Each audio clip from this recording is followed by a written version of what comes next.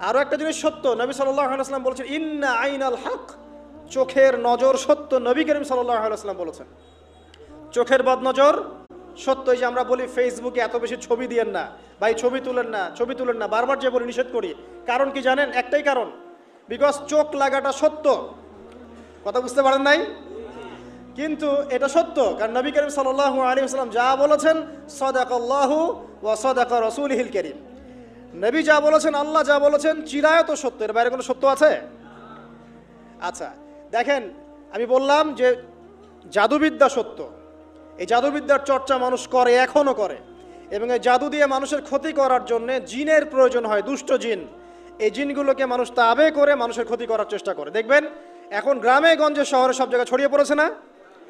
দেখবেন, খুব সতর্ক থাকবেন। আমি পরে সলিউশন বলছি আপনাদেরকে। আরেকটা বলেছি, নবী সাল্লাল্লাহু আলাইহি ওয়াসাল্লাম বলেছেন চোখের বদনজর এমন সত্য